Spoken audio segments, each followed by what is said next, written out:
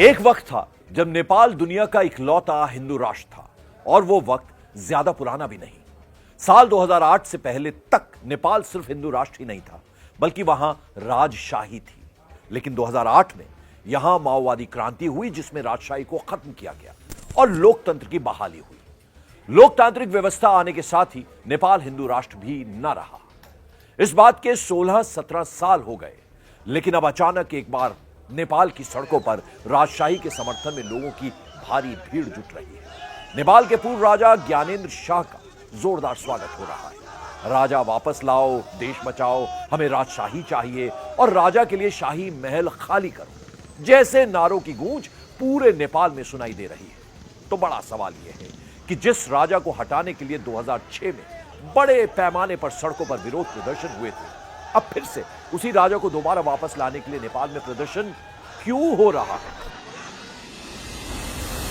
हम आगे बढ़े उससे पहले थोड़ी सी जानकारी देने के लिए आपको करीब 19 साल पीछे लिए चलते हैं। बात 2006 की है, जब राजा ज्ञानेंद्र शाह को गद्दी से हटाने के लिए नेपाल के लोगों ने बड़े पैमाने पर विरोध प्रदर्शन किया था, जिसकी वजह से आखिरकार 2008 में किंग ज्ञानेंद्र शाह को राजशाही खत्म करने पर मजबूर होना पड़ा। तब से ही राजा ज्ञानेंद्र शाह महल छोड़ एक साधारण आदमी की जिंदगी जी रहे हैं। नेपाल में लोकतंत्र तो आया, लेकिन साथ ही राजनीतिक अस्थिरता का लंबा दौर चला, जिससे न सिर्फ वहां भ्रष्टाचार चरम पर है बल्कि नेपाल की माली हालत भी दिनों दिन बद से बदतर होती जा रही है, जिससे लोग आजिज आ चुके हैं। 2008 में नेपाल में लोकतांत्रिक व्यवस्था बनने के बाद 16 साल में अब तक 13 सरकारें बनी हैं। नेपाल में 240 सालों तक हिंदू राजशाही व्यवस्था थी, लेकिन 16-17 साल में ही लोकतांत्रिक व्यवस्था से लोग तंग आ चुके हैं। अलग अलग दलों की सरकारें बनी, लेकिन नेपाल में कुछ भी ठीक नहीं चल रहा है। ऐसे में अब नेपाल के लोगों को अपने पूर्व राजा में ही उम्मीद की किरण दिखाई दे रही है। हालांकि मौजूदा प्रधानमंत्री केपी शर्मा ओली का कहना है कि कुछ लोग बेशक राजशाही की बहाली की मांग कर रहे हैं, लेकिन अब इसकी कोई संभावना नहीं है। बहरहाल नेपाल में बदलाव की सुगबुगाहट के बीच एक दिलचस्प बात नजर आई, जिसका सीधा कनेक्शन भारत से है।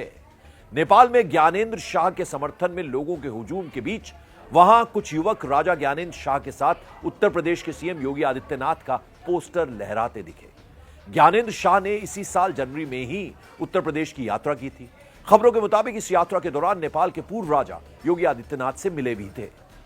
वैसे भी गोरखाओं का सीधा कनेक्शन गोरक्ष पीठ से है, जिसके गोरक्ष पीठाधीश्वर योगी आदित्यनाथ है। इसीलिए नेपाल में भी सीएम योगी आदित्यनाथ काफी लोकप्रिय हैं।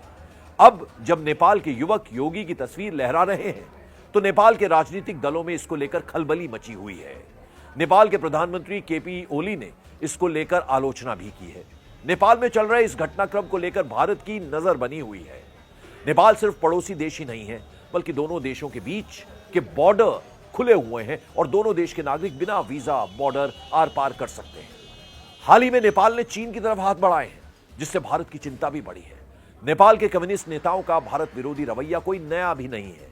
इसीलिए नेपाल में कुछ भी बदलाव होता है तो उसका असर भारत पर पड़ना लाजमी है।